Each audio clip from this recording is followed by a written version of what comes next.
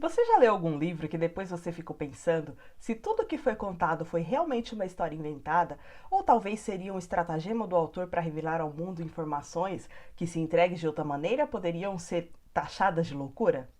E bem lá no fundo da mente, alguma coisa fica dizendo: e se for tudo verdade?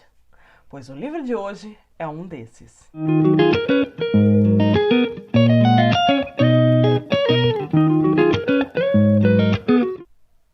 Olá, humano! Como está do lado daí? Eu sou Mel Rocco, seja muito bem-vindo a este canal. A resenha de hoje não será sobre nenhum livro da lista de A a Z, porque eu recentemente li essa obra e achei maravilhosa, e senti que precisava compartilhar esse livro, que para mim foi uma descoberta e tanto. O livro de hoje é Rastros Sombrios, de Flávio Moraes, um livro lançado pela editora Novo Século em 2019. Para começar, este livro tem uma edição muito bonita. Eu consideraria linda. Eu adorei a iconografia e a diagramação também está ótima. Como vocês podem ver, tem hieróglifos impressos em película transparente na capa, que aparecem somente se mudar um pouquinho de posição. E também no interior da capa tem vários desenhos egípcios. E aqui tem um retrato de Dom Pedro II, óbvio, porque vai falar de Dom Pedro II. E nas páginas de mudança de capítulo, também tem motivos egípcios. Deixa eu achar uma página aqui. Olha, essa página que muda o capítulo. Contracapa. Aqui, ó. Por aí já dá pra saber que o livro vai abordar a história egípcia em algum momento. Eu gosto muito da mitologia egípcia, acho bem complicada e por isso mesmo muito interessante. A cada vez que eu leio alguma coisa sobre ela, eu descubro coisas novas.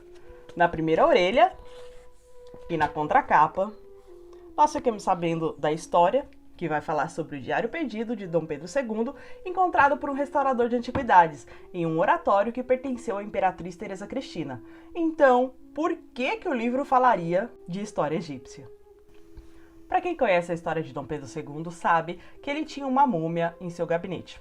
E se você não conhece a história, agora está sabendo. Então, só por isso já dá para perceber que o imperador tinha um envolvimento com o Egito. De fato, ele era um grande estudioso de ciências, artes, culturas e línguas. E em uma de suas viagens ao Egito, ele ganhou essa múmia do vice-rei.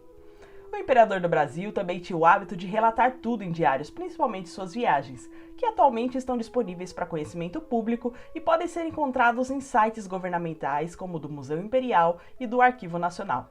Eu vou deixar alguns links aqui no box de informação, caso você tenha curiosidade de verificar.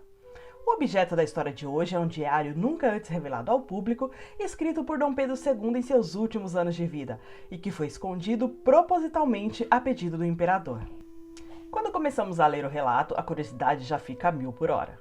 O que poderia ser tão fora do comum para que o imperador do Brasil escolhesse escrever um diário secreto que ainda seria escondido propositalmente do público após seu falecimento, porque as pessoas não entenderiam? Segundo ele, o motivo desse sigilo é que as pessoas da sua época não estariam preparadas para saber das revelações que ele tinha a fazer. Ele mesmo procrastinou muito a começar o manuscrito por achar tudo fantástico demais, ainda que ele tenha sido o protagonista dos relatos e pudesse atestar por sua veracidade. No entanto, como a saúde dele já estava visivelmente afetada há anos, ele temia que, se esse diário viesse a público, ele poderia ser considerado mentalmente instável e todas as suas decisões tomadas pudessem ser consideradas nulas. Ele esperava que essas memórias viessem a público somente muitos anos depois, quando as pessoas seriam mais iluminadas pelas luzes do conhecimento, pois o que ele via naquela época era muitos dos seus compatriotas ainda estagnados no obscurantismo, no tocante a assuntos que a ciência ainda não pudesse provar.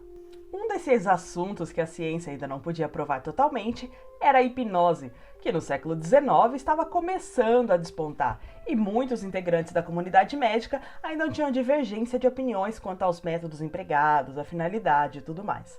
E o motivo de Dom Pedro ter procurado por essa técnica era para tentar entender, saber o motivo da sua saúde ter se esvaído tão rapidamente nos últimos anos. Tanto que quando ele morreu, não aparentava jamais ter apenas 66 anos. E esse era um dos muitos mistérios que os seus médicos nunca conseguiram resolver.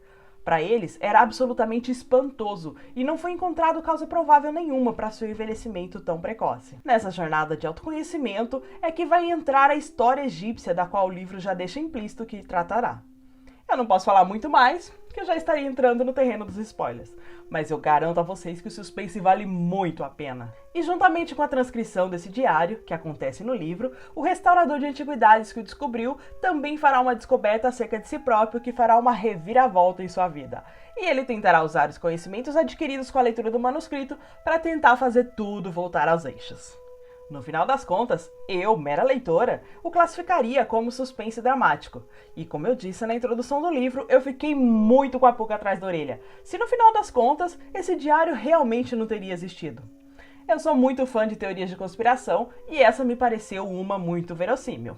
Mesmo que você, leitor, não se interesse pela história do Brasil, eu recomendo demais essa leitura, pois, no mínimo, seria uma história de suspense e drama baseada em fatos reais. Tipo Anjos e Demônios, que já tem resenha aqui no canal, ou Assassino do Zodíaco, por exemplo. Eu espero de verdade que você tenha gostado da resenha de hoje e que, sinceramente, coloque esse livro na sua lista de leitura.